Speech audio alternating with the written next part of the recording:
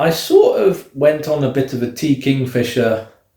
I don't want to say bender because I didn't read her entire back catalogue, but I've read more in recent month or so than I thought I would. I keep being drawn back to these books. I mean, the covers are stunning. Absolutely stunning. They are very much, to me, there are some authors that you just have to have a physical copy of a book because they're always pretty.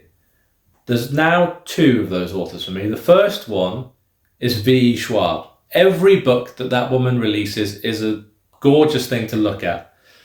And now the second one is T. Kingfisher. I will show you, this is a review, by the way, for The Hollow Places. I will show you the book that I have for The Hollow Places that I read. Look at this. That is a pretty cover, as it is, right?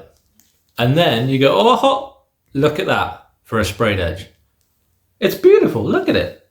Absolutely stunning. Absolutely stunning. And the artwork on the inside is just as beautiful. I don't know if there's anything on the... Oh yeah, and on the hardcover. This was the special anniversary edition, which I picked up from Southampton way back in November.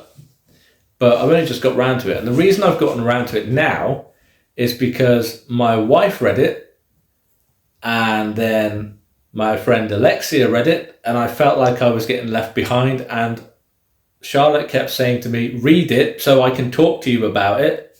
So I gave in and read it. So we've got our main character who's just gone through a divorce. She's 34 and she's basically back to starting with nothing.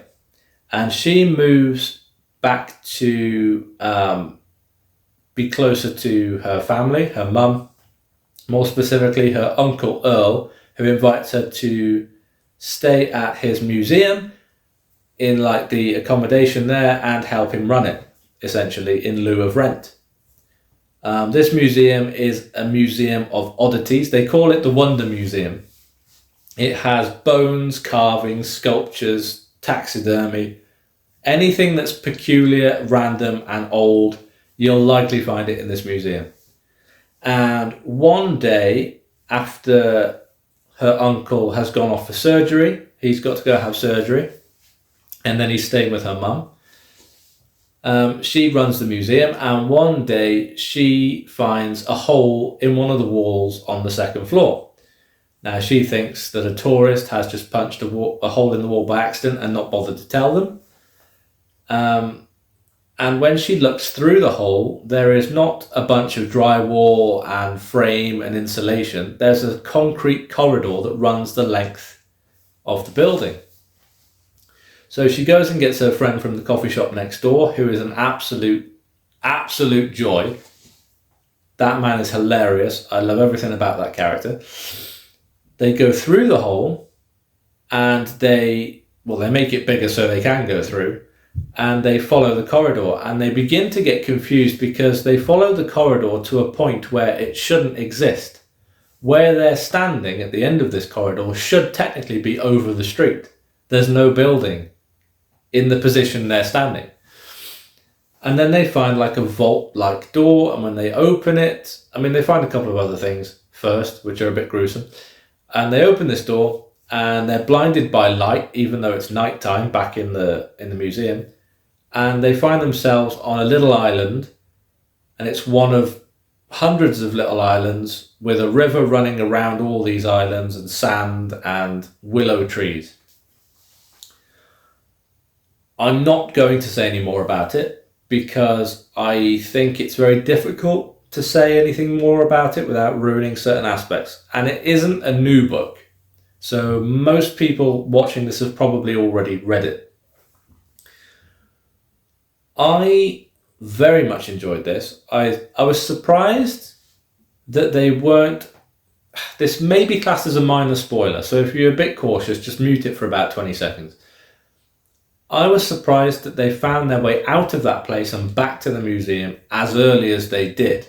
But then, of course, you have the ramifications of that initial journey to play out for the rest of the book. So then it sort of made sense. by the end of the book, I have to say I was a little bit sick and tired of the word willows and willow trees. I'd gotten to the point where, very much like their Monstrous Hearts that I read, that spammed the word butterfly on every page. Every other word was like willows, willow trees, roots of willows, willows, willows, willows, and it started to grate on my nerves a little bit. This is just me having like a reaction to a massively repeated word. But yeah, and the ending, I thought the ending was a little bit flat. I've got to be honest. I thought they got away with it a little bit too easily. It built up very well, and the action towards the finale was very good and very intriguing and very creepy. And then it was just sort of, and that was the end of that. And I was just thinking, okay. So that for me is why it's a 4-star and not a 5-star, just because I think the ending could have maybe been expanded on a little bit.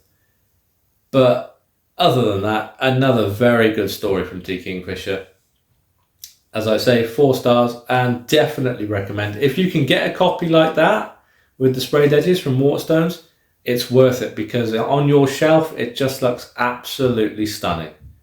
And I'm trying to get the Hemlock in Silver version that's like that. I cannot get it anywhere for anything close to reasonable price, because Waterstones no longer stock it. So if you know where I can maybe find that, let me know. I might take a look at that. But yeah, I mean, T. Kingfisher is now becoming an auto-buy author for me. So that kind of says it all, really.